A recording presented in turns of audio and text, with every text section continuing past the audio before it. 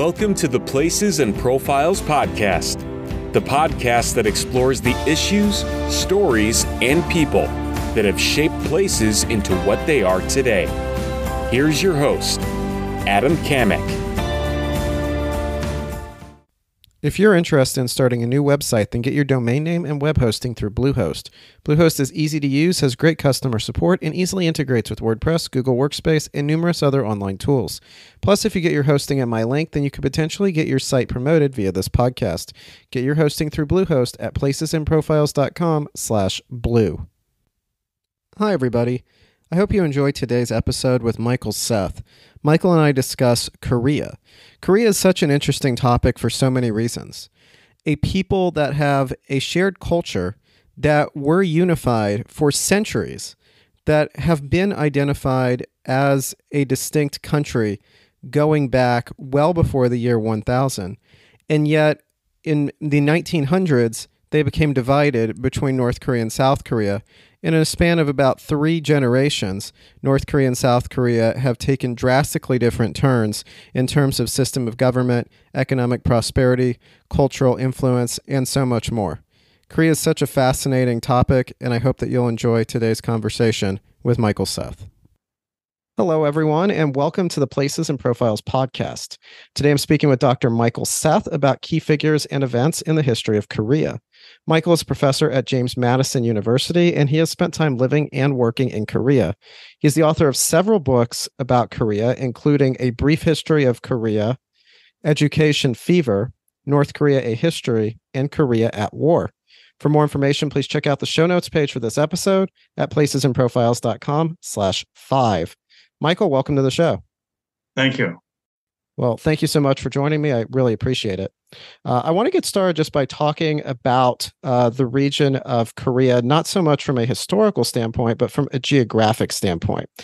Since the focus of our conversation will be around the Korean Peninsula today, how could we describe the geography of that area? What are some of the key geographic features that will be relevant as we move forward in this conversation? Well, in some ways, Korea is has rather unusual geography. It is a peninsula. It's about the area of Great Britain. In fact, North and South Korea together are exactly the same area, 84,000 square miles of Great Britain. And it's roughly a peninsula shaped like Italy. And so it's I would call it a mid-sized country. Koreans think of their country as little, and it looks little because it's next to China and Russia, which are pretty big countries. But actually, it's a mid-sized country, and it has a population of 75 million people, a little more than Britain and France, and a little less than Germany. So that gives you an idea of Korea. It's a temperate climate, but it has quite a range, even though it's not really big. It's very cold in the north, and much more temperate and mild temperate climate in the south. What makes it unusual is the geopolitics. It is a mid-sized country surrounded by giants. It borders China, and it borders Russia, and it borders Japan, which most people don't think of as a big country, but Japan is a fairly populous country. It has historically had about 3 times the population of Korea, and those 3 countries almost completely encircle it. So what's unusual about that is I don't know of any other case where a country has existed as an independent and distinctive historical and cultural entity for hundreds of years, and while completely surrounded by huge empires. Well, it is a fascinating situation for sure in that regard, and we'll definitely get into that as this conversation moves along. But returning to the geography for a moment, whenever contemporary Korea is discussed, especially whenever North Korea is discussed, there are a few specific geographic features: the Tumen River, the Yalu River, Mount Paektu, the Sea of Japan, or the East Sea, that will come up time and again. Can you briefly, I don't know, maybe a minute and a half, what are some of the key specific geographic features that play a role in telling the story of the Korean Peninsula? It's very mountainous. No part of Korea is is not within sight of mountains. There are no broad plains. The population is in small little plains and in river valleys, which are very fertile. So they were able to sustain a large population. But it's interesting that Korea is a very densely populated country, but it's still heavily forested because most of the country is mountain. 2/3 of South Korea is covered with forest, which is kind of amazing because this is one of the world's most densely populated countries. So that's the interesting thing about the geography. It's a fairly compact and geologically defined area, and the political and cultural boundaries have not really changed very much for hundreds of years, and partly because it is separated. Rugged mountains cut it off from the mainland of Asia to the north, and the rest of the country is a peninsula.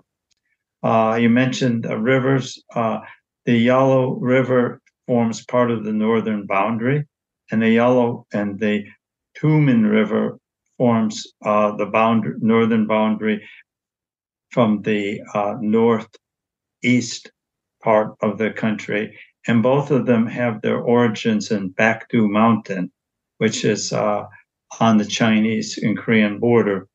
And that mountain is regarded as a sacred mountain and the home of the Korean people. Both national anthems of North and South Korea begin by reference to that mountain. Well, and we'll definitely refer back to that mountain when we talk about the Kim family in a little bit, because there's a lot of imagery attached to that mountain that has been used to help build their prestige and their role in North Korea, I guess we could say. But before we return to contemporary issues, which is where I want most of this conversation to focus, let's go back in history. And I know this is a very open-ended question that I'm sure you could spend months upon months talking about. So it's going to be hard probably to condense this down. But if you could, just so we have the context before we dive into more contemporary history and issues, give a brief overview of what existed in Korea prior to the formation of a North Korea and a South Korea. So with the Three Kingdoms era, colonial and imperial Korea, what are kind of some of the key touch points and some of the key political and governmental formations that existed prior to the way that we might conceive of a divided Korean peninsula today? Well, Korea was inhabited by tribal peoples in very earliest times, and really the same people that inhabited Japan, because they both have their origins in Manchuria, and the Koreans and the Japanese. And you could say some of the migrants came in and they brought agriculture with them from Manchuria, one of the earliest areas of agriculture. And some of them continued on and crossed the Korea Straits and became the ancestors of the Japanese, and some stopped in the peninsula and became the ancestors of the Koreans. Korea was under the influence of China in ancient times, and the Koreans derived much of their literacy, their ideas of government, much of their technology, religion, and philosophy from China. But they were not part of China. They were never part of China, and they are very different in many ways. Their language is not at all related to China. In fact, there's controversy about what Korea is really related to. But they formed several kingdoms in the early Middle Ages, using Western references, and eventually three kingdoms emerged, and one of the kingdoms conquered the other two. In 676, Korea was unified under a kingdom called Shilla, and that was replaced by a kingdom in the 10th century called Koryo, from which the English name Korea is derived from. And that was replaced by another kingdom called Joseon in the 14th century. And that kingdom survived until 1910, when it was annexed by Japan. And then the Koreans were ruled by the Japanese for 35 years. And in 1945, when at the end of World War II, the Soviet Union and the United States partitioned Korea. And it was, and maybe that brings us up to the modern period. But I think there's three things you should know about Korea. Is that Korea is what was and probably still is one of the most ethnically homogeneous societies in the world. There were no ethnic minorities. It was also one of the more isolated countries in the world. Koreans had kept foreigners at bay, and in the 19th century, Korea had contact with only two countries, China and Japan. And Chinese entered only once a year, sending a diplomatic relations, and the Japanese were allowed to trade in a special walled compound in Busan, and only special authorized people who could visit them. Korea was known as the Hermit Kingdom, very isolated. Foreigners weren't allowed in the country. Koreans weren't allowed to leave. The third thing to know about Korea is it's very old. It was formed in 676 and has basically been a unified state occupying the same peninsula ever since. That makes it older than any European country. There's no European country today that existed in the 7th century. One of the oldest countries anywhere. And I would even say that interesting, Korea is divided into 8 provinces, and those provinces hasn't changed. Boundaries haven't changed in 1,000 years. So it's a country with a long history of independence, ethnic and cultural distinctiveness, and a tradition of isolation. Now, you talked about the language and the ethnic makeup of the peninsula and the culture a little bit. How about religion? Confucianism has played a role. Buddhism has played a role. Christianity has played a role. What would kind of be a brief overview of the religious makeup and religious trajectory of the Korean peninsula? Well, if you think about religion, you can see there's like strata. The oldest strata of religion is shamanism. And throughout most of Koreans' history, most Koreans practice shamanism. They went to shamans, and many Koreans still do. In fact, I was at a shamanist ceremony in Korea this summer. It's still very much alive in Seoul. And then Buddhism came later, and Buddhism became the dominant religion of Korea from the early Middle Ages onward. But Koreans were not mutually exclusive in their religious beliefs. That is, Korean Buddhists still went to shamans.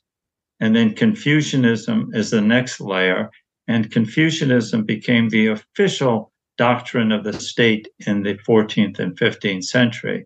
So technically, everyone in Korea was Confucianist, but most Koreans were also Buddhists, and almost all Koreans went to shamans from time to time. Christianity is, of course, different. Christianity is an exclusive religion. If you believe in Christianity, you can't participate in other religious beliefs. And Christianity came in. There were a few Christians dating back to the 18th century, but Christianity as an important factor came with the arrival of missionaries in the late 19th century. And it grew fairly rapidly. And probably a third of Koreans call themselves Christians. But remember, even Christians will sometimes practice elements of Buddhism and shamanism. And all Koreans are Confucianists. And even if they don't call themselves, Confucian rituals and practices are almost universally practiced. All right. So before we started talking about religion there, one of the things that you mentioned was Korea's status as the Hermit Kingdom and its relative isolation from the rest of the world. So what brought about the Japanese occupation and influence that existed in Korea leading up to World War II? And how do we still see this period during which Japan was in control of the Korean Peninsula? How do we still see that being relevant even in Korea today? It's very relevant because the late 19th century was the period of gunboat diplomacy. Westerners empowered by the Industrial Revolution and modern science and technology and the nation state, strode the world like a colossus. And they just, when countries didn't want to trade with them, like Japan, they send in the gunboats and force them to open up their country. The Japanese were quick learners, and having been forced open by American gunboats in the 1850s, 20 years later, they purchased British gunboats and forced Korea to open. And the Japanese were very interested in Korea because they saw Korea as a springboard of any imperialist power on the mainland into Japan, and felt that if they were going to survive and flourish as a nation, they had to secure their periphery. So they were busy establishing control over Hokkaido in the north. They annexed Okinawa, which is an independent kingdom, in 1874. And starting in 1876, when they sent their gunboats, they sought to gain control over Korea. They had rivals. China was trying to maintain control over Korea, and so was an expanding Russia looking for warm water ports.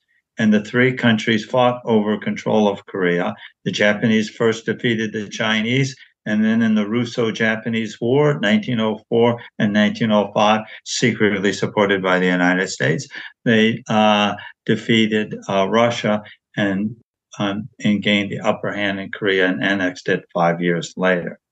The Koreans, of course, were a proud people. They were also not used to foreigners. They were an old state. Most of the European colonies or colonies in the 19th and 20th century were new countries. They were countries created by the colonial powers. There was never a place called India in the history of the world until the British created a country called India. There was never a country called Indonesia until the Dutch created it. There was never a country called Nigeria until the British just lumped a lot of different places they had conquered and said, okay, we'll call this Nigeria. Korea was different. Korea was an old kingdom, an old state with a strong sense of cultural identity, their own language, their own writing system, their own customs, and 1,300 years as an independent state. So the Koreans deeply, deeply resented the Japanese takeover of their country. You could think of the Japanese occupation of Korea as like the German occupation of France in World War II. It was an army of occupation, and it was Koreans resisted. It was a very bitter experience. And to this day, it's important today for understanding the world because there is an intense distrust, dislike of the Japanese by the Korean people, and it makes it very hard. That's why to cooperate, that's why when Biden in August, mid-August, met with the leaders of South Korea and Japan, it was the first time ever, right? You had a meeting like that, and an American president could get the leaders of South Korea and Japan together in a room with them. And that's kind of a surprising thing because these countries have been allies for the United States, close allies for decades. What we don't realize is they don't like and trust each other. That's starting to change because of the changing geographical situation and the rise of China. But, it's amazing because both countries really have the same interests and they have very similar political systems, same values, and same close association with the US. But the Koreans still remain bitter about Japan and its occupation. Anybody who watches enough Korean movies will realize you see a Japanese, he's almost always a very villainous character. And I could tell you just from being in Korea this summer, many, many Koreans are very angry at their president for getting too close to Japan. Well, even though from an American point of view, of course, you have everything in common. Why don't you cooperate? Right. No, and it's something that as Americans, we don't often realize is the case, that it's so contentious between Korea and Japan. But another issue that has led to sour relations for so long between Korea and Japan was the whole issue of comfort women. Can you talk about that and what that issue was? Yes, I think the comfort women have become a symbol. And what happened is during World War II, the Japanese recruited Korean women. They recruited other women, the Chinese and Philippine, but they were mostly Korean women to work as prostitutes for the Japanese troops. And they would, actually go into China or whatever the Japanese were fighting. And this, of course, they were told under false promises that they were actually getting, factory jobs, waitresses jobs. And then once, of course, they joined this group, they were prisoners and they spent the war. Quite a few of them committed suicide. The suicide rates were very high, so they weren't a lot. When they returned to their country, of course, they were not marriageable material at all, and many of them never got married and lived long lives of shame. And it was something people didn't talk about. The women didn't talk about because they were ashamed that they had been prostituting for Japanese troops, and the families wouldn't talk about it. And then people started talking about it coming up. And the Japanese government initially denied that it ever happened, even though it's well documented. And finally, after international pressure and pressure from some Japanese scholars as well, the Japanese did admit to it, but then they were reluctant to pay any compensation, and they dragged it out until they died off. And I think this is pretty sensitive to Koreans because it kind of symbolizes what all Koreans felt happened to them. They were all humiliated by the Japanese. And imperialism, of course, is not a very nice thing, as you know. As an historian, I could tell you, being in a position of superiority over another people and convincing yourself you are superior to them doesn't bring out the best in people at all. And so the Japanese were often careless and brutal, not because the Japanese are careless and brutal, so were the French in Vietnam, so were the Dutch in Indonesia, and so often were the British, who were not nearly as benevolent as Americans might think they were. So imperialism is a nasty and ugly thing. And it was especially humiliating for Koreans because they had this long tradition of independence. And they saw Japan not as a distant foreign people, but as a next door neighbor who had invaded them in the past, an ancient enemy. So this was not very happy. So I think the symbolic value of it is very strong. And the Japanese, unfortunately, have not handled the situation well. I think it's best described by they made apologies for this. They made apologies for other crimes they committed during the occupation. But as one person once said, their apologies were like the one given when you spill a cup of tea. Oh, I'm so sorry. And Koreans just picked that up as totally insincere. And, the Japanese didn't go through the process the Germans did. That's reconcile the bad parts of our past. And the Japanese never went through that. And I know this because 30 years ago, I bought a Japanese high school textbook, A History of Japan, to practice reading Japanese. And of course, there's no mention of any of these things. There's no mention of the invasion of China and the death of 20 million Chinese. I mean, that's a big omission, right? So the history of World War II, the Japanese are taught in that high school. This was in a government-approved textbook, the most popular textbook used in Japan 30 years ago. Now, totally airbrushed this whole episode in Japan's history. And as I said, every country has dark parts of their history, but the Japanese didn't want to deal with it. And there's no word of invasion of other countries. There was a footnote a footnote about the Nanjing massacre in China, but there was nothing mentioned about Korea. So this failure to deal with the past has been a problem for Japan, not only with Korea, but with China as well. And it's unfortunate because, Japanese really, it would benefit them in a practical sense. But also the Koreans, now the other thing to be balanced about this, the Koreans have used their sense of victimization as part of their national identity. And it's perpetuated by the governments of North and South Korea, both countries have museums of Japanese atrocities. And there's one you can see in South Korea. It's just it's this huge museum. It's called Independence Museum, but it's basically a museum of the horrors that the Japanese inflicted on their people and the Korean resistance. And it's sometimes very graphic, the pictures and reproductions. So the Koreans, North and South, have continued to dwell on that. And I just want to put an aside here about North Korea.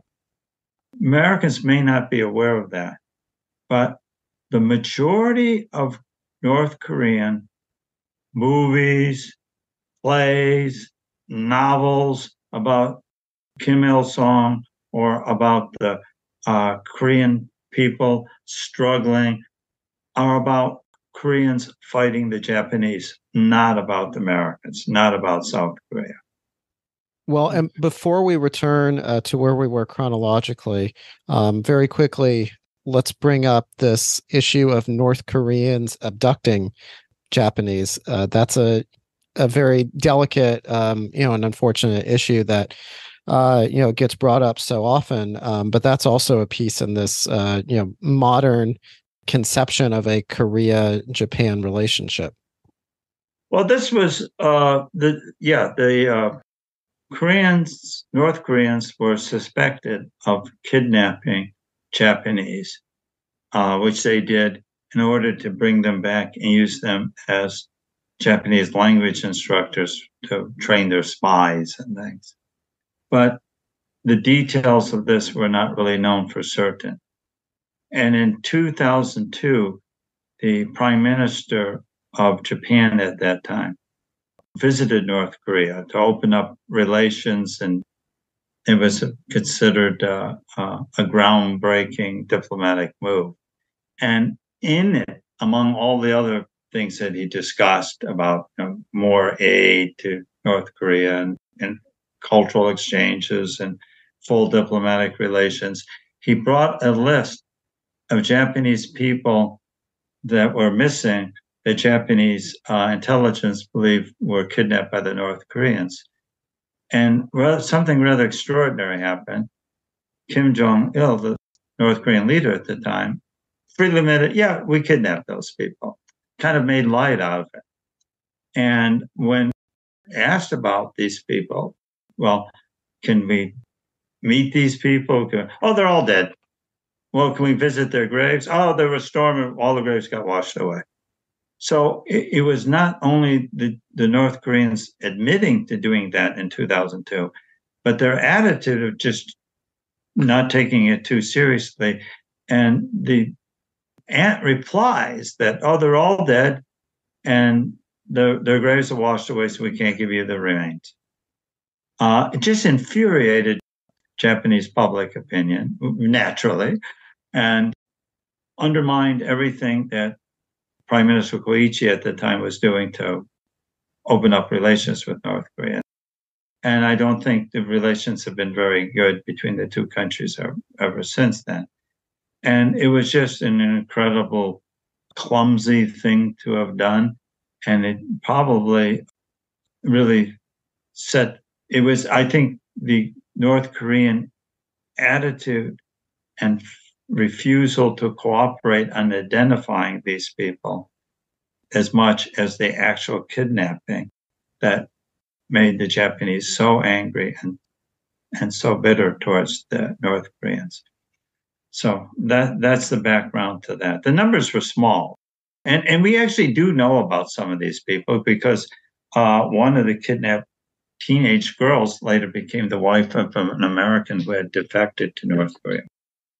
All right, so let's go back where we left off chronologically, and when we were talking about the comfort women, we were looking at World War II. And in a lot of ways, World War II led into the Korean War as part of the aftermath. So what happened during World War II that set the stage for the Korean War?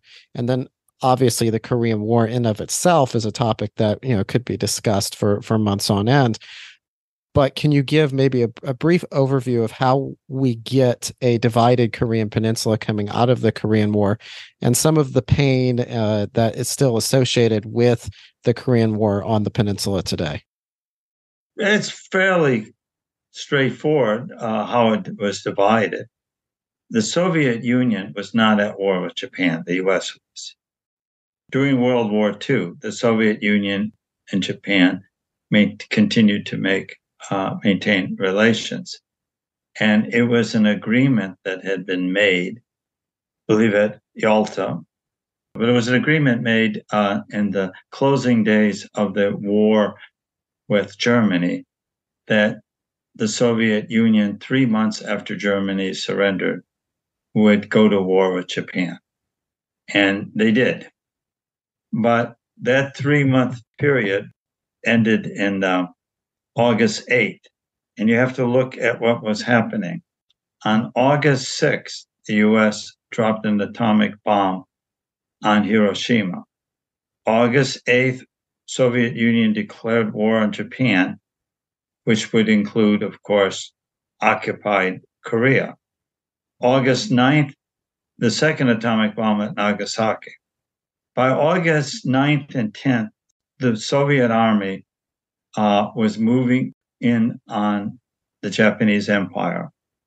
They were crossing the border into Japanese-held Manchuria, into the extreme northeast corner of Korea, which bordered the Soviet Union, and they were also invading the Sakhalin, the southern half was part of the Japanese Empire. And Americans were alarmed because the Japanese army was collapsing quickly.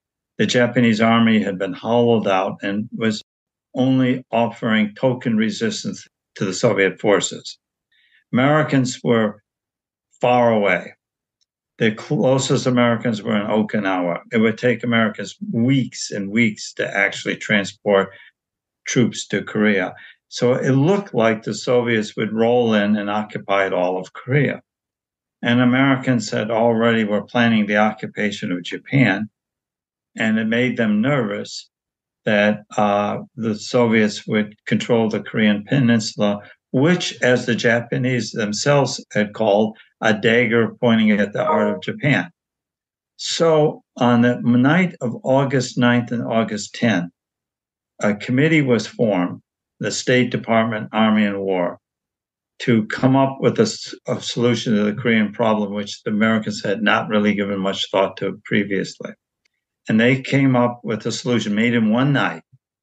They looked on the map and said, why don't we propose taking Korea and partitioning it into 2 occupation zones, just like we had done in Germany and Austria. And they selected the 38th parallel because it would divide the country exactly into 2 equal halves. The north half would go to Soviets, the south half would go to the United States. When they made the proposal, the people who made the proposal didn't think the Soviets would accept because they could easily occupy the whole peninsula. Truman signed off on it, is sent to Moscow, and Stalin immediately approved, to the surprise of everyone. And people could speculate what the Soviets were really thinking. Why would they agree to this? But they did. And so there were 2 occupations, one of the north and one of the south. No Korean was aware of this. No Japanese was aware of this. It was a secret. The public didn't know about this secret agreement until weeks later. And the 38th parallel was a total arbitrary line. This is the most important thing to know. It has no basis in geography.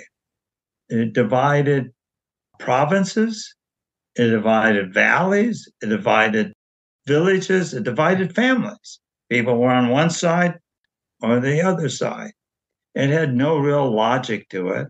There was no difference between North and South Korea. There's no such entity. They're the same people.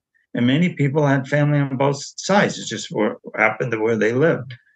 And it was unacceptable to any Korean. I can't imagine any Korean approving the partition of their country, because the one thing that everybody in Korea wanted was they wanted their state back, the state that they lived in for 1,300 years.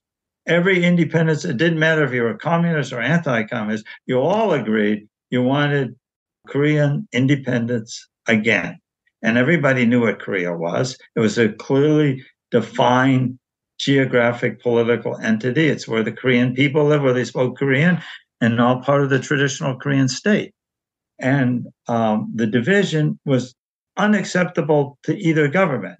When the two states were created, a communist state in the north and an anti-communist pro-American state in the south, the leaders of both of those states thought it was just a temporary condition. I give you an idea just of this. The Constitution of North Korea in 1948, when it became an independent state, declared the capital of the Democratic People's Republic of Korea is Seoul. Pyongyang was not the capital. It was referred to as the base camp.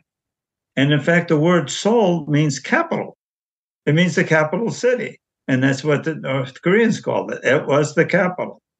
And there, by the way, the National Assembly of North Korea had seats representing the southern districts. In fact, since South Korea had 2/3 of the population, it was given 2/3 of the seats, the phantom seats, right, of parts that didn't exist. So from the very beginning, the goal of the North Korean government was to complete the nationalist project by creating a unified independence Korea.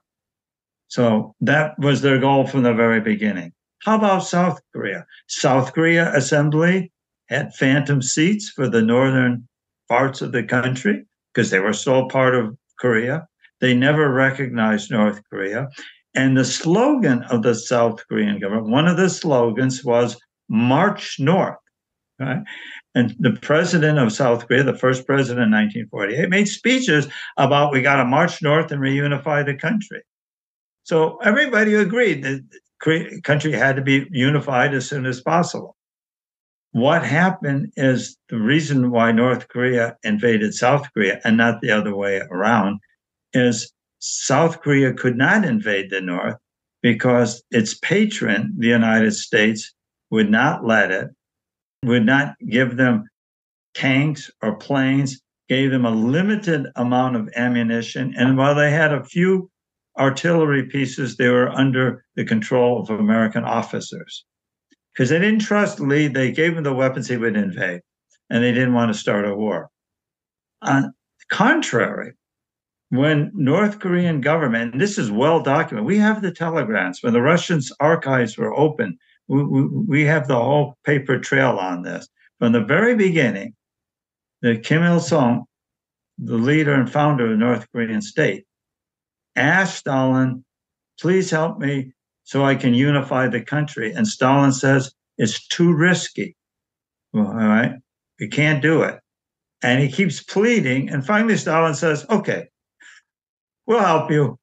And we'll send in advisors as long as Mao, the new Chinese leader, goes along. So he goes to Mao. And when he goes to Mao, the majority of the Chinese leadership says, no, that's too risky. We don't want to get in war with the US. But Mao says, no, let's support it. And Mao, of course, carries the day because he's the ultimate leader. So he had the backing. He was given the weapons. He was given the tanks. He was given the planes, the artillery, and the support of China and the Soviet Union. So he invaded because he could. But if South Korea could, they would have invaded.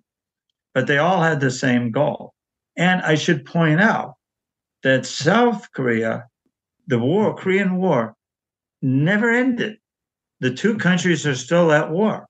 All that happened on July 27th was a ceasefire was signed, and South Korea didn't sign it.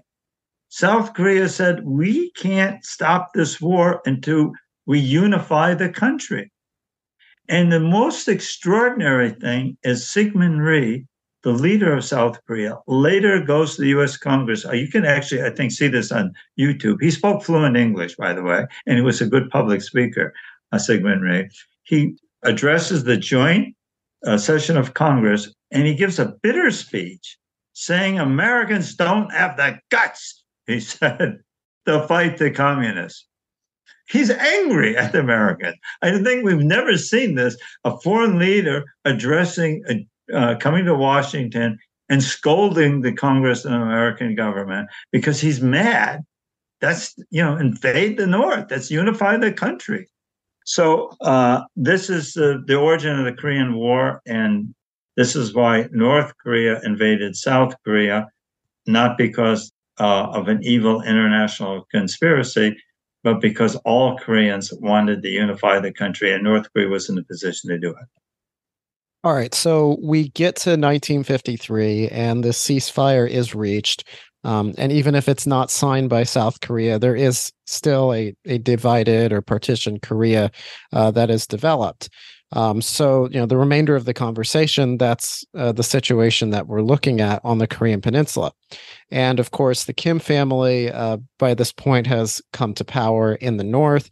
You mentioned Kim Il-sung there in your previous answer, who is probably the most significant of the three Kim leaders for establishing what we think of as North Korea today, even if in the West, maybe he's not nearly as well known just because he's been deceased for almost 30 years at this point.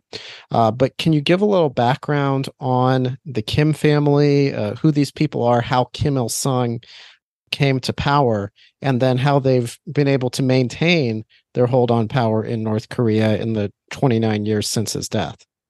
Well, actually, I'm writing a biography. It's under contract with the publisher of Kim Il-sung. And so I've been reading so much on him and so much of what he has written. He's a very interesting person. He was a young guerrilla fighter in Manchuria and the borderland north of Korea. And it's a rugged mountainous area, and there were Korean guerrillas who were fighting the Japanese occupiers. They were under the leadership of the Chinese Communist Party, but they were sort of fighting on their own. They were Korean nationalists, and most of them had only a rudimentary knowledge of communism. And Kim Il-sung had distinguished himself when he was in his 20s as a very effective guerrilla organizer and fighter. But the Japanese launched a very effective anti-guerrilla campaign and pretty much wiped out most of those guerrillas in 1939, 1940. This is, of course, during World War II. And Kim Il-sung was one of the ones that managed to escape to the Soviet Union. When he escaped to the Soviet Union, he became a member of the Red Army. He was a Soviet army officer, which is rather unusual because he, in fact, belonged to the 88th Reconnaissance Brigade, which was the only unit of the entire Red Army, with all its millions of men, that was made up almost entirely of foreigners. They were mostly Koreans and Chinese. So during World War II, he was now in the Red Army, but he did not see any action anymore.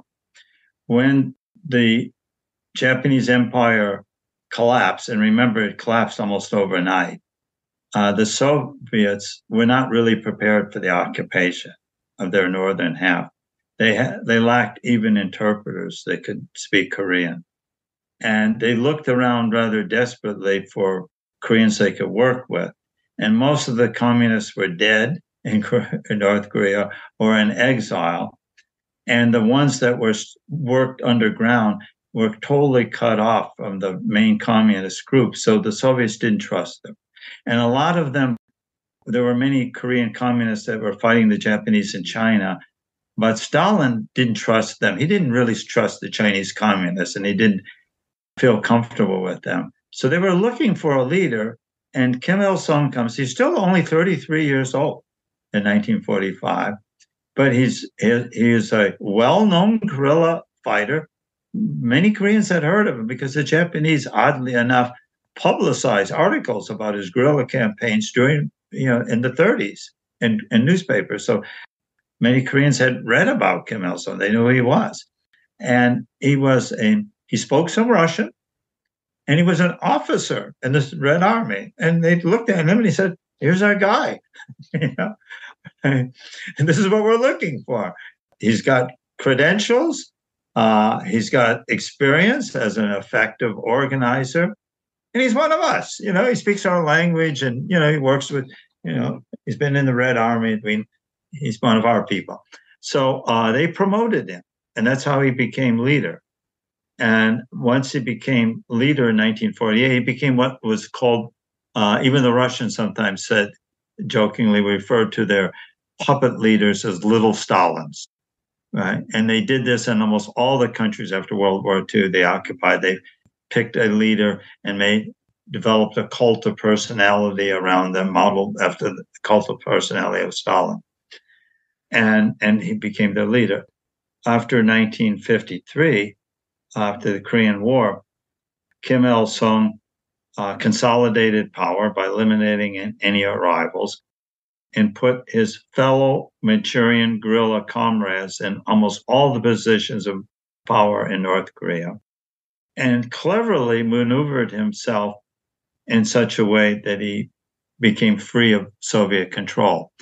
And remember, there was a split between China and the Soviet Union. And what he began to do is to cultivate close relations with both governments. And he could therefore kind of play one over the other and remain effectively an independent player. So he managed to escape in the 1950s and early 60s from satellite status and became a genuinely independent leader who had, when he angered the Russians, he could go to the Chinese. When he angered the Chinese, he could go to the Russians. He was pretty clever and skillful. He was a skillful political manipulator. And of course, he built this elaborate cult, and the cult was also influencing Mao, and he appropriated a lot of Mao's ideas as well. So you can think of Kim Il-sung and his idea of leadership in the government he was created as having three models: that of Stalinist Russia, that of Maoist China, and that of Imperial Japan, because he appropriated a lot of the ceremonies and rituals of the Japanese emperor in his own cult. He ruled without any real opposition, and by the 1960s, there were no real purges anymore, because Kim Il-sung had just surrounded himself with his family members and his close comrades, and their descendants still rule Korea today. He died in 1994. He was succeeded by his son, who effectively was running the country during the last years of his rule. And then his son, Kim Jong-il, died in 2011 and was succeeded by his son, Kim Jong-un. What you need to know, I think the most important fact, is that North Korea is ruled by a small clique consisting of the Kim family, the families of the close guerrilla comrades of Kim Il-sung, and it's their third generation, and they all intermarry with one another, right? For example, the number one person in power, obviously, is Kim Jong-un in North Korea. The number two person is Kim Yo-jong, his sister. She doesn't rank number two in the official hierarchy, but she's clearly the number two because she's the only one that makes public announcements in her own name, as opposed to the great leader says this. Only she can speak on her own behalf. And, she's almost inseparable. If you see at any important function, she's there standing behind her brother. Now, I point that out that her husband is the grandson of Choi Hyun, who was one of Kim Il Sung's closest guerrilla comrades in Manchuria, and whose father, Kim Hae-ryong, is still alive as an old man, was the number 2 man in the regime under his son. And if you look at a chart, it's all an interrelated group of families. And they hold all the levers of power. Occasionally, there's a patron of one of the families that rises to the top, but they never get to the inner circle. That's just those handful of families. All right, so I don't know if I've answered all your questions, but I mean, that's what you need to know. But so I always worry these analysis, they say, oh, well, the military says this, the bureaucracy, the party, this. They're the same families. One person's in the family is a general, his brother, his cousin is a party official, another one works in the ministry. That's why it's so stable. If you're interested in starting a website, then use Bluehost. I use Bluehost for placesandprofiles.com, and it's great. Their customer support is quick, responsive, and helpful, and it works well with WordPress, WooCommerce, Google Workspace, and countless other online tools. As an added bonus, if you get your domain name or hosting through my Bluehost link, then I will mention your website on the show and link to your website on placesandprofiles.com, as long as your website is not inappropriate and is not significantly opposed to my beliefs and values.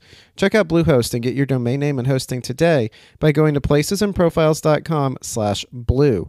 Again, that's placesandprofiles.com/blue. There are a few more things related to North Korea I want to look at before we look at a few topics related to South Korea and wrap this up.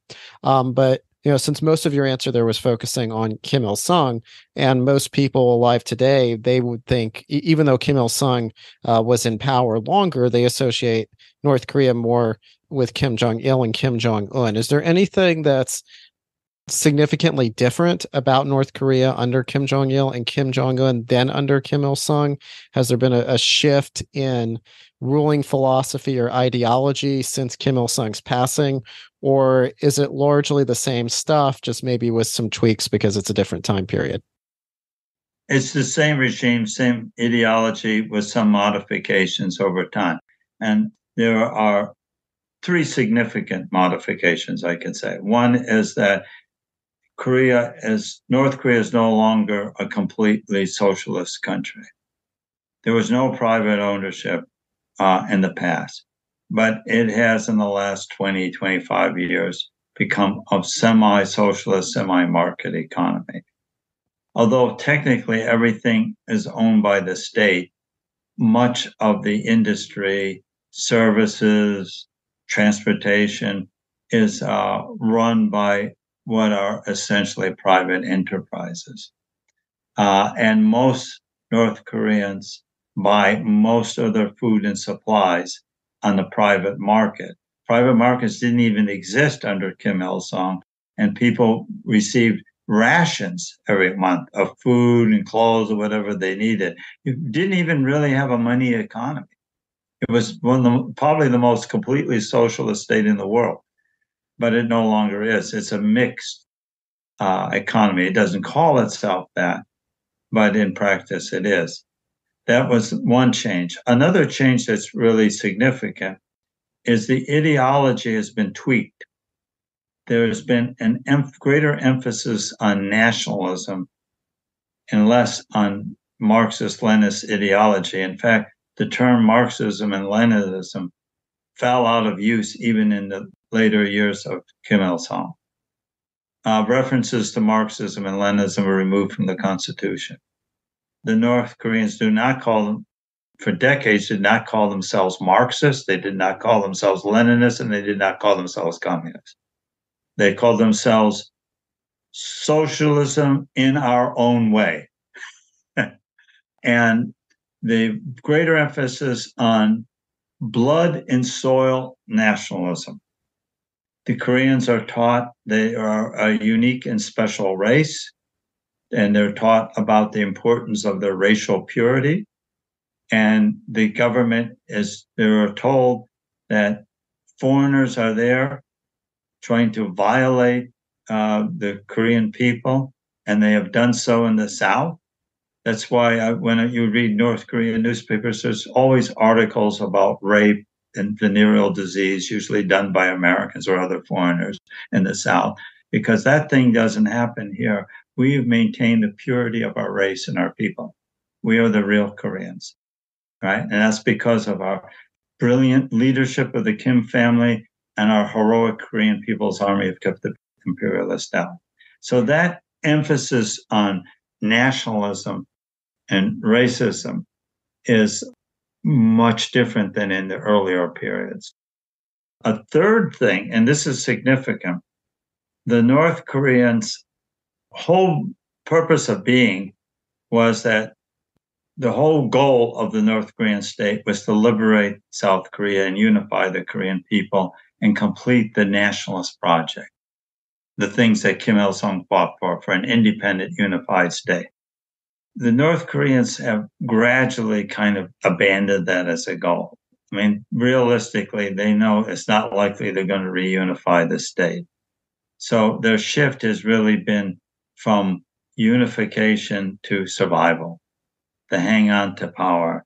And that requires maintaining a sense of being under siege, which is why they always do these provocative things, because it's much of it is for domestic consumption, to show that the imperialists are out there threatening us every moment. We can never let down our guard.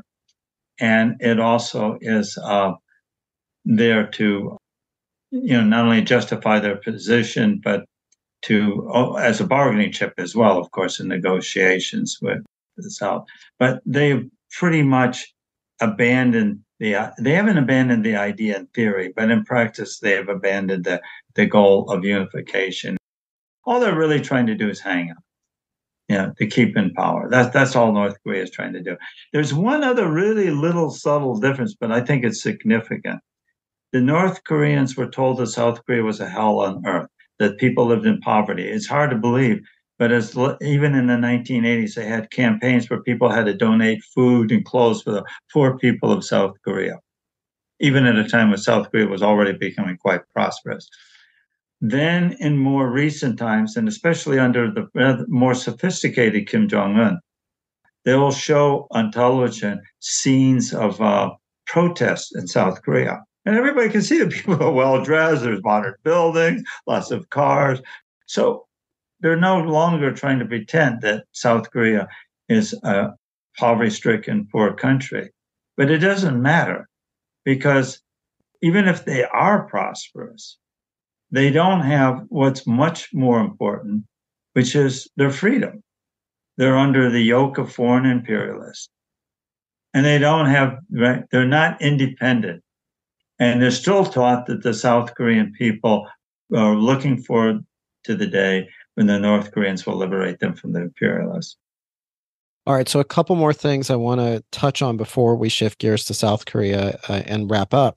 But can you give a very quick definition of the term juche? I don't think I've heard you use it yet during this conversation, but juche, is a word that's often associated with the North Korean government's philosophy and ideology. So very quickly, what exactly is juche? Juche is also called in North Korea Kim Il-sung-ism, and it's the thought of the great leader Kim Il-sung. The name can be interpreted as self-reliance, and there are people that make a big deal of this and try to give it some meaning. But I can tell you, I find it a vacuous philosophy, and it's not important. I don't think anybody really knows what it means. It doesn't matter. It's just whatever the great leader said and does, that's juche. And actually more important than juche are the 10 principles of the monolithic ideological system, which are right at the heart. And basically they're saying we must always be loyal to Kim Il-sung and his family, and we must always obey whatever they say, tell us to do, and this and that. So the really, it's just, it doesn't have any real substance to it. And that makes it effective because it can be interpreted to mean whatever the great leader says it means. And I guess it gives them flexibility to change and morph Yeah. words and actions as they deem Yeah. fit. But from an outside perspective, from an American perspective, looking at North Korea, the way that North Korea is portrayed here is this horrible, evil totalitarian country where they have communism, and the people are suffering greatly with famine. And of course, there's the arduous march, mass famine in the 90s, where people potentially can be sent to concentration camps for speaking out against the government, and where defecting is very difficult, but something that North Koreans that are not wholly beholden to the regime seek. What could you add to that simplification that I just gave? Is there anything that you would tweak or say is inaccurate in that simplification that I just gave? Well, I don't think it's inaccurate. I think that's essentially what it sums it up. I'll just give you a little bit of personal background. I originally was reacted to this simplified view of this really evil totalitarian government and tried to understand it. And I do appreciate the fact that the North Korean leadership, I think, was quite sincere in trying to build a modern progressive society that would make all Koreans proud. But it was always very authoritarian and brutal. After all, it was patterned after Stalinist Russia and Maoist China, or in Imperial Japan. And as it became less functional, it became a nightmare system that serves no purpose at all except to keep the leadership in power. In the 1950s and 60s, people were being educated, children were going to school, healthcare was not too bad for a poor country. You could see that many people were benefiting by the regime, but that's not true anymore. The North Korean people are very poor. The World Food Program believes that 2 out of every 5 children suffers from stunting, from severe malnutrition. That's pretty high by any country in the world. And a country that's modernized and industrialized, where almost everyone has a high school education that's capable of building ICBMs and atomic weapons. That there's no precedent for this. This is hard to imagine. And what's awful about it is that it would be so easy for North Korea to solve its poverty problem. After all, you look where it is. It's surrounded by booming, prosperous countries and it's rich in raw materials, and it has a highly educated workforce. Besides, it's a beautiful country. Tourism alone would lift it out of poverty. And there are many South Koreans, there are many Chinese who'd be eager to invest in the country if it opened up. Yet it's so poor that a sizable portion of the country suffers from severe malnutrition. That, is inexcusable. And it is rated by many human rights organizations, and I do volunteer work for human rights organizations, paired only with Eritrea as the worst human rights abusers of any government in the world. So, yeah, it's pretty bad. The regime only serves the leaders. There's probably a sub-elite of technocrats and scientists and people that the regime takes good care of. After all, it does import luxury items. I actually witnessed this. I stood in Dandong, China, and watched a whole fleet of BMW SUVs all being sent to North Korea. So the elite are taken care of, right? Because that's what the regime needs to take care of. It doesn't allow any organized activity of any kind, and it has to keep an information cordon over the country. Of course, things leak in, but it tries as much as possible to keep the people isolated so they don't know the truth of the regime. And if you look at North Korea, Where do they get their money? They're involved in every criminal activity you can think of. They export opiates, methamphetamines. They're the world's number one counterfeiter. A war into the U.S. finally took care of the problem of super notes.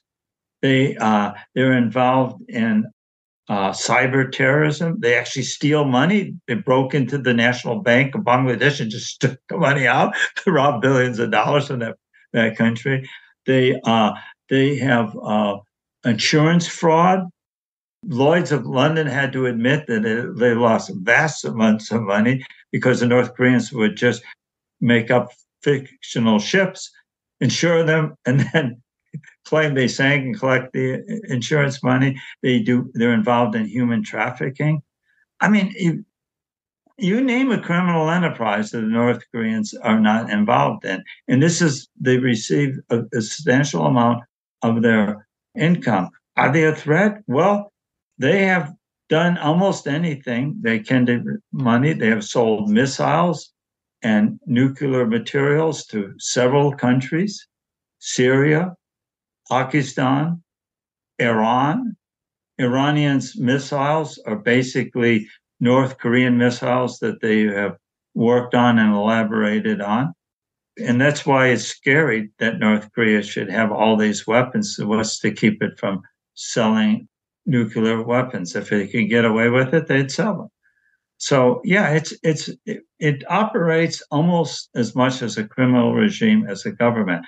That's harsh, but I'm not. This is not some right-wing anti-communist speaking at all, right? I have myself have been appalled at human rights abuse by any carried out in South Korea in the past. But North Korea, I can only say, is that it's a tragedy that 25 million people have to live under this regime. They look at South Korea, they're the same people, right? Well, South Koreans have one of the best standards of living in the world. They live in one of the most democratic countries in the world. There's no reason that they travel all over the world. They have, they don't have to worry about hunger. They have to worry about losing weight. Why? There's no reason that North Koreans, the same people, the same history, the same culture. Why do they have to live in such poverty and live in such oppression? I just think it's a great human tragedy, and I feel sorry for the North Korean people. It's a humanitarian crisis. Well, it is. And we'll get to South Korea here a little more in a moment. But since you mentioned ICBMs and nuclear weapons as part of your answer, I want to use that as a chance to talk about the history between the United States and North Korea, because the North Korean nuclear program seems to be very much at the heart of any talks or any efforts towards negotiations between the two countries. This is an issue that will kind of go in and out of U.S. politics, where sometimes, like during the Trump administration, there was a large emphasis on talking about North Korea. At other times, there has been less of an emphasis on talking about North Korea. And North Koreans have their own grievances, I guess we could say. The USS Pueblo incident is something that they might cite. The Sinchon massacre from the Korean War is something they might cite. So can you give a quick overview of U.S. North Korean interactions, relations, how the nuclear program fits in, where those things stand, before we do a few questions about South Korea and wrap up? By the early 1990s, if not earlier, the U.S. was becoming aware that North Korea was working on building a nuclear weapon. And the U.S. Made attempts to prevent North Korea from doing so by threatening them. President Clinton in 1994 seriously considered bombing their nuclear sites. Jimmy Carter came in at the last moment and was sent in to negotiate some sort of deal and have them close their main nuclear reactor. But in spite of all these efforts, the North Koreans continued working on it, and they detonated their first nuclear bomb, a small one, in 2006. And since then, they've perfected it. And now the last nuclear test was a very large weapon, quite a huge nuclear bomb. We don't know how many they have. Maybe the U.S. intelligence does, I don't, but they're building a stockpile and they're developing a delivery system. Now, what the North Koreans are doing are perfectly rational. If I were an evil advisor, I would advise them to do so because North Korea is in a precarious situation. And also, it is not actually militarily very strong. Its soldiers spend most of their time working in the fields and working on construction projects, and they have tanks and things that are mostly outdated, and they don't do much practice with them because of gasoline shortages. And the military uses most of their trucks and stuff to run private businesses, transportation as a businesses. I mean, it's really strange, but that's what most military vehicles are actually hauling cabbages or passengers for money. So I don't think it would be a very effective army. But the one thing they do have is they have these weapons of mass destruction. And the North Koreans knew that if Iraq had them in 2003, Saddam Hussein might still be in power. And that sort of takes an invasion or military intervention of the country off the table effectively. So it was a wise decision if from the point of view of survival. The U.S. foreign policy was rather, I thought, pointless because the U.S. policy was to persuade the North Koreans to give up their nuclear weapons. And of course, that wouldn't make any sense at all. The nuclear weapons are the one thing that protects them from outside intervention. It's also one thing they could point to their people. Look at that. We got these nuclear weapons, right? Nobody will touch us. So they were never going to do it. But for reasons that I didn't always understand, the U.S. pursued this, which I thought was totally, completely pointless. There's no way North Koreans are going to give up their nuclear weapons.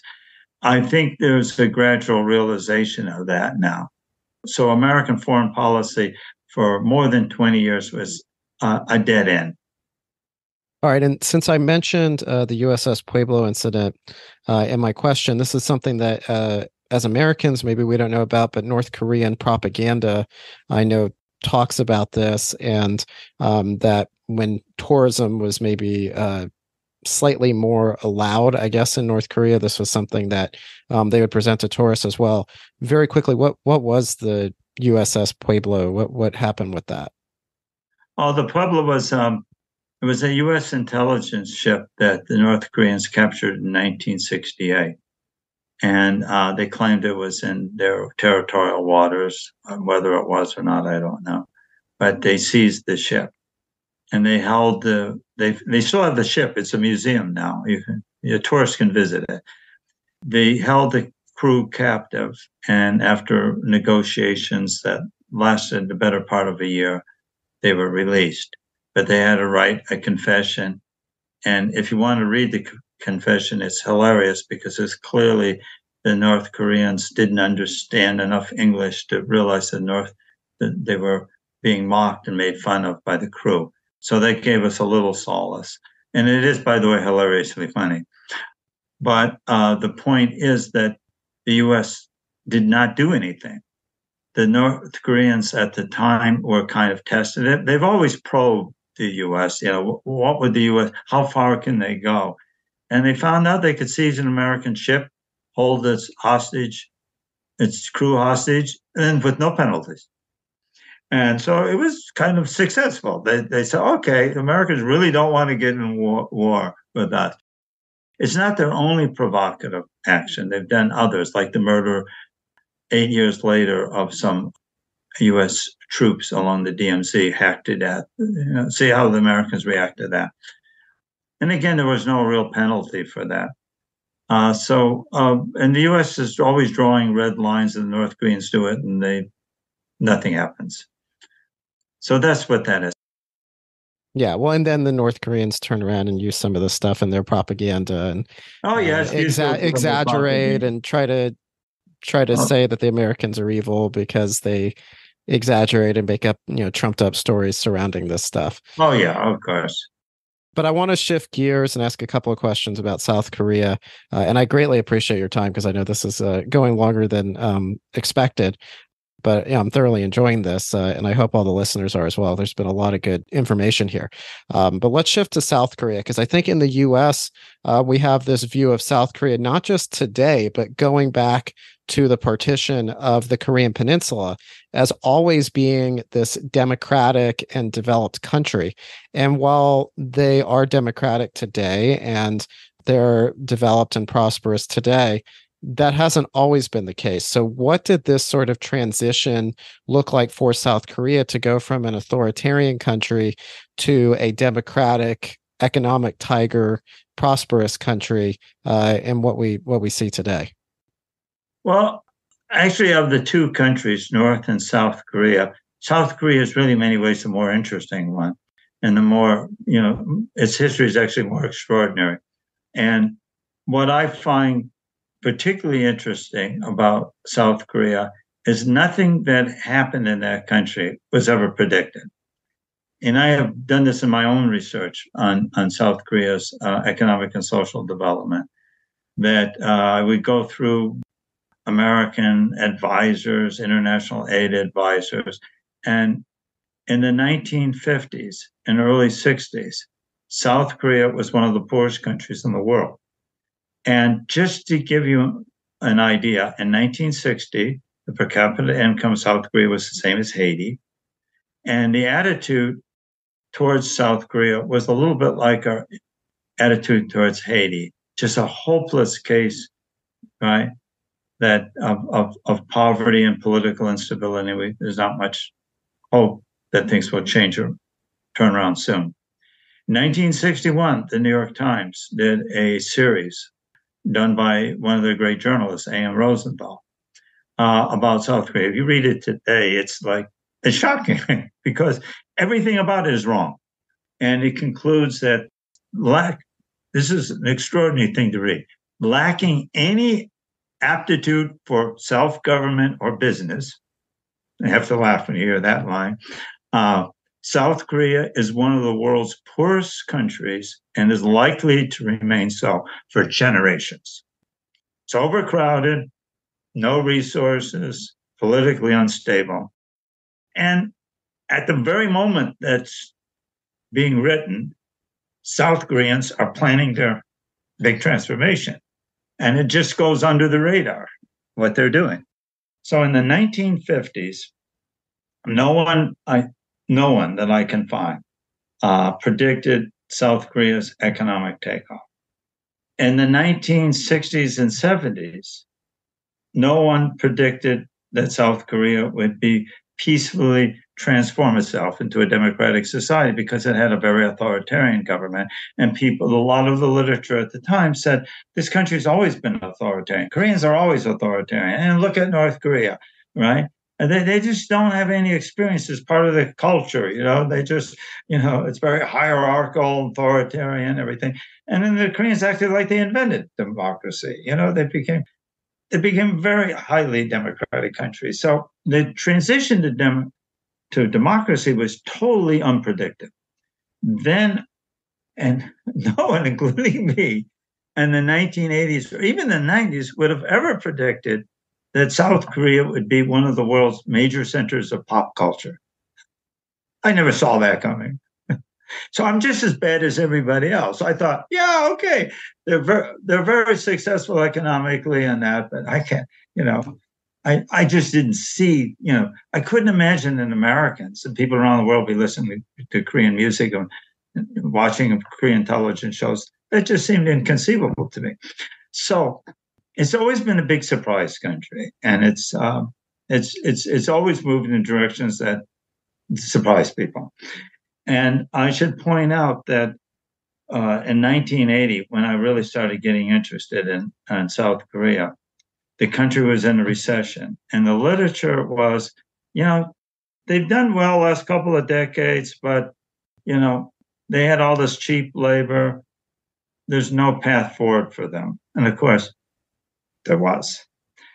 at that time when I was in South Korea, the South Koreans were saying, okay, we've got textiles and we have all this, make wigs and stuff. We're going to get into things. We're going to get into automobiles. We're going to get into computers. We're going to get into high-tech stuff.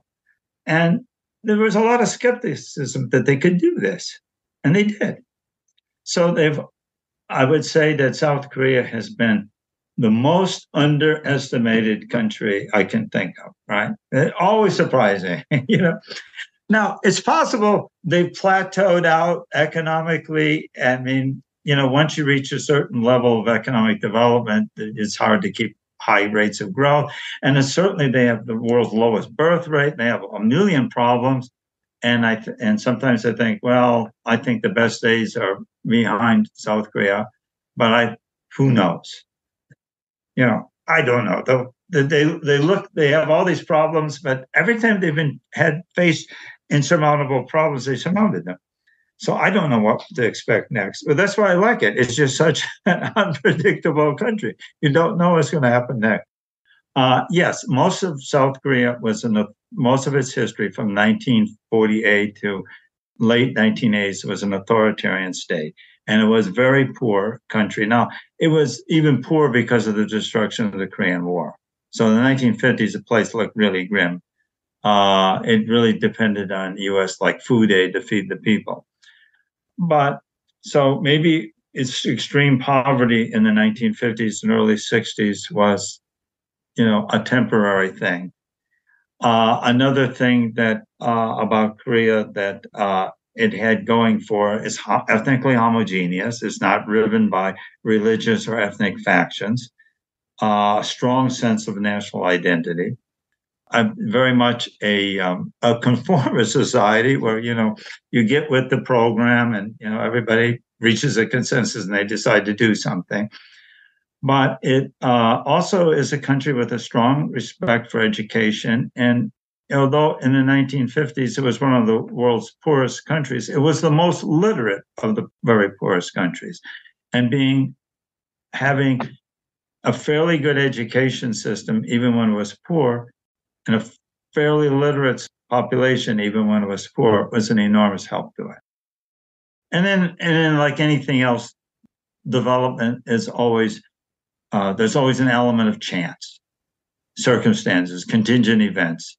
South Korea was lucky to have the United States because the United States could protect it, reassure investors, and it was a big market for them to export. They were lucky to have Japan, although almost any Korean listening to this would be very angry for me in saying that. Oh, sure, the Japanese did terrible things, but the Japanese were also a good example. The Koreans could learn from the Japanese. After all, they were kindred people with a similar culture. And they could see what Japan do. And the Koreans thought, well, the Japanese can do this, we can do it. So Koreans had an idea that, well, we can modernize, we can develop. The Japanese build cars, we can make cars.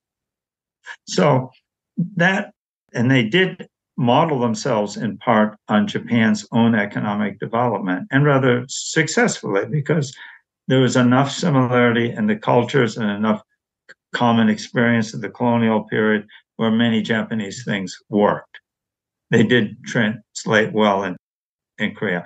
But then on the other hand, Korea is also Korea and has its own culture. And they didn't have a rigid ideology, even under authoritarian governments. They were pragmatic. Whatever works, we'll try something and see if it works. So there are a lot of reasons for success, but it fascinates me, and it's a really fascinating country. And I've talked so much about North Korea, but I do want to say, wrap this up with one final thing about understanding Korea? We all do this. We tend to give cultural explanations for things, right? We say, well, Islam has this jihad tradition, so the Islamic culture is violent, and they have this highly articulated Sharia, so it's impossible to adapt to the modern world, so that Muslim countries are going to be backward. We say this about all cultures. There's something inherent in the culture. But North and South Korea have exactly the same cultural heritage and they're the same people. And yet, in just 3 generations, they have evolved in such radically different societies, right? South Korea is the Korea that works. North Korea is the Korea that doesn't work. And how do you explain that the same people, they're even related? South Koreans have relatives in the North have relatives in the South. The same people, the same cultural heritage could have evolved in such radical different ways. So I don't think it's so much the culture that people have, right? But it's the decisions that they make and the paths that they choose to follow. All right. And perhaps in the future, we'll do a separate episode focused on South Korea because it is such a fascinating and seemingly miraculous, and as you pointed out multiple times, unpredictable story in so many ways.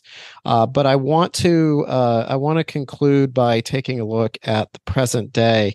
And you've mentioned a couple of times throughout this conversation that the notion of a unified Korea is extremely unlikely to come to fruition anytime soon. Is there anything else you can add on kind of where things stand on the Korean Peninsula and what we might realistically see in the years ahead? Well, right now, the idea of unification doesn't seem to be on the horizon, or at least the immediate horizon. And the problems of unifying such radically different societies. And the big problem, of course, if North Korea were to collapse and it got absorbed into South Korea, like what happened to East and West Germany. East Germany essentially collapsed in 1989 and got absorbed by West Germany.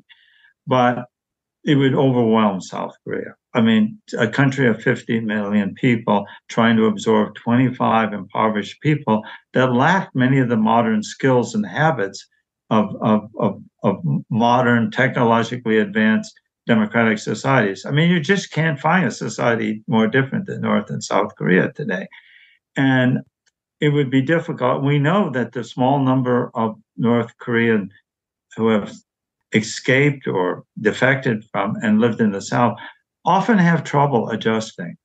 They just, the society is very different in the South and it's very competitive and they don't have the habits and skills that they need to survive. So this will be a big problem. So this alone is something that the South Koreans realized and realize they don't want immediate unification. They just want unification someday in the future. But I would say that right now, unification does not seem in the cards, but history is very unpredictable. I just close with one thing. I went to the Olympics in 1988, where East Germany won more gold medals than the United States. And I don't know how many times I heard the East German national anthem being played. And I thought, I couldn't believe a year later there would be no East Germany. Who would have guessed that? A year later, it would have been gone. Something that seems so real and solid as East Germany, right, could just disappear, collapse. So history, moves in strange directions. And as an historian, I can tell you that you can't predict the future. So it's possible the two countries may be unified, and it could even happen a lot easier and more smoothly than anybody would imagine. But right now, it doesn't seem like a practical possibility.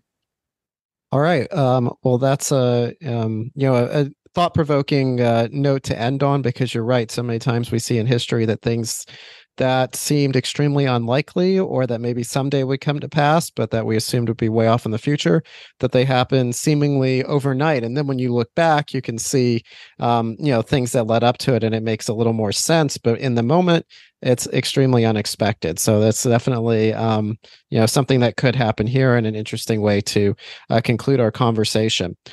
I want to remind everyone to go to the show notes page, placesandprofiles.com/5. I'll have links to Michael's books on the subject, or at least some of them, but there is so many books on the subject that he has written. The ones I mentioned in the introduction: A Brief History of Korea, Education Fever, North Korea, A History, and Korea at War. So those will all be linked from the show notes page, placesandprofiles.com/5. That's going to be the place to go below for resources and information pertaining to Michael's work and pertaining to our topic today, which of course is the history of Korea. And Michael, I want to thank you so much for your generosity and joining me today, for being so generous with your time. And unfortunately, the South Korea part got a little truncated. So hopefully some point in the not too distant future, you'll be able to join me again, and we can take a deeper dive into the parts of South Korean history that we didn't really get to today. But thank you so much for joining me. And thank you for inviting. Thank you for listening to today's episode of the Places and Profiles podcast. Please visit placesandprofiles.com to subscribe and listen to more episodes. Come back again soon, and thanks for listening.